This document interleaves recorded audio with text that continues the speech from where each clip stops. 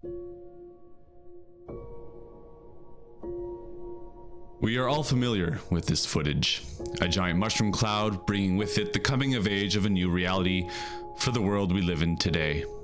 A mushroom cloud that not only brought an end to a war, but took with it some 90,000 lives instantly and thousands more in its aftermath. Truly, in the words of Cillian Murphy, for better or worse, we are all living in Oppenheimer's world. It's the night of March 9th, 1945, and Operation Meetinghouse has just begun.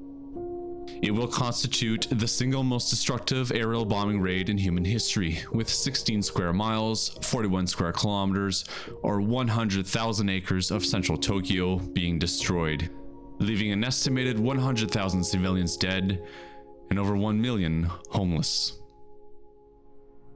Tokyo was first bombed by the Americans when they mounted the Doolittle raid, a small-scale air raid on Tokyo by carrier-based long-range bombers in April 1942 as a response to the devastating attack on Pearl Harbor.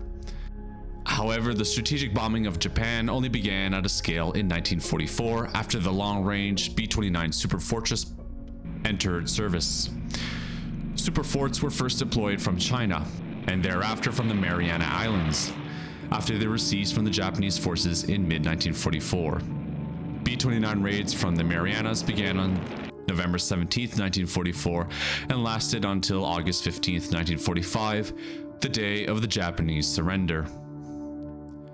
The key development that enabled the U.S. Air Force to bomb Japan at this scale was the B-29 Superfortress strategic bomber, which had an operational range of 3,250 nautical miles and was capable of attaining a high altitude above 30,000 feet, where Japanese air defenses struggled to reach them.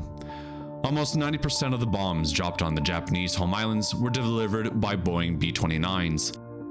The capture of the islands sufficiently close to Japan, particularly Saipan and Tinian, seized in June 1944, enabled B-29s based at airfields there to bomb the home islands with increasing regularity. But high-altitude bombing attacks using general-purpose bombs were observed to be ineffective by U.S. Air Force leaders due to high winds. These were later discovered to be the jet stream, which carried the bombs off target. Between May and September 1943, bombing trials were conducted on the Japanese village set-piece target located at Dugway Proving Grounds in Utah. These trials demonstrated the effectiveness of incendiary bombs against wood and paper buildings, common in Japan. It would eventually result in Curtis LeMay ordering his bomber wings to change tactics and utilize these munitions against Japanese targets. LeMay ordered further B-29 raids on the capital, but at a much lower altitude, just 5,000 feet, and at night, judging that Japan's air defenses were weakest in this altitude range and that Japanese fighter defenses were ineffective at night. LeMay also ordered that all defensive guns but the tailgun be removed from the B-29s, allowing the aircraft to be lighter, use less fuel, and carry more bombs. When selecting targets for incendiary raids, USAF planners had consulted maps produced by the Office of Strategic Services, OSS. This map ranked Tokyo's 5 wards by their potential susceptibility to fire. OSS analysts had considered factors such as the average density and structural composition of buildings, and had even utilized risk assessments produced by Japanese insurance companies prior to the war. While the military objective of incendiary raids was to target small, geographically dispersed light industry workshops supplying larger Japanese factories, the decisions for which specific neighborhoods to bomb was made based on how well U.S. Air Force strategists believed they would burn. All this would culminate in the single deadliest bombing raid in human history, Operation Meetinghouse. On the night of 9th of March 1945, 334 B-29s targeted the Shimatachi neighborhood of Tokyo in a low-level bombing raid. Ultimately, 279 bombers dropped 1,665 tons of bombs on the city. The ordnance consisted mostly of 500-pound, 230-kilogram cluster bombs, which released 38 napalm-carrying M69 incendiary bomblets at an altitude of 2,000 feet. The M69s punched through the thin roofing materials and landed on the ground. In any case, they ignited 3 to 5 seconds later, spewing a jet of flaming napalm. A smaller number of M47 incendiary bombs were also dropped. The M47 was a 100-pound, 45-kilogram gelled gasoline and white phosphorus bomb, designed to ignite upon impact. Within the first 2 hours of the raid, rapidly spreading fires had overwhelmed the Japanese authorities' firefighting capabilities. The first B-29s to arrive dropped bombs in a large X pattern, centered in Tokyo's densely populated working-class district near the docks of both Koto and Chuo city wards on the water. Follow-on aircraft simply aimed near this flaming X. Individual fires caused by the bombs swiftly coalesced into a general conflagration, which would have been classified as a firestorm if not for prevailing natural winds gushing at 17 to 28 miles per hour.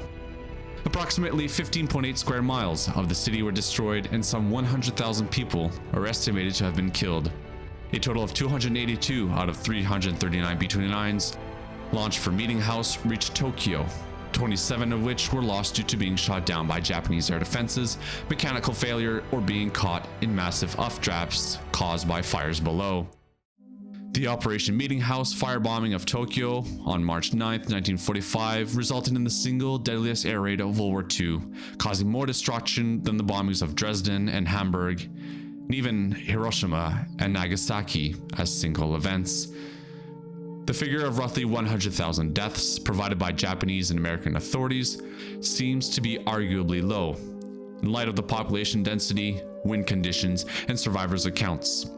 With an average of 103,000 inhabitants per square mile and peak levels of 135,000 inhabitants per square mile, the highest density of any industrial city in the world, and with firefighter measures so ludicrously lacking, it is shocking that the death toll was just 100,000. The strategic bombing campaign over Japan in World War II will result in over 500,000 deaths and millions more injuries. After the war, Tokyo struggled to rebuild. In 1945 and 1946, the city received a share of the national reconstruction budget, roughly proportional to the amount of bombing damage, 26.6%. But in successive years, Tokyo saw this share dwindled. By 1949, Tokyo was only given 10.9% of the budget, and at the same time, runaway inflation had significantly devalued the Japanese currency. As a result, Tokyo did not experience fast economic growth until the 1950s. In 2013, during Japanese Prime Minister Shinzo Abe's second term, Abe's cabinet stated that the raids were incompatible with humanitarianism, which is one of the foundations of international law, but also noted that it is difficult to argue whether the raids were illegal under the international laws of the time. May we never forget humanity's incredible ingenuity in creating cruelty, and may we remember those who suffered from it.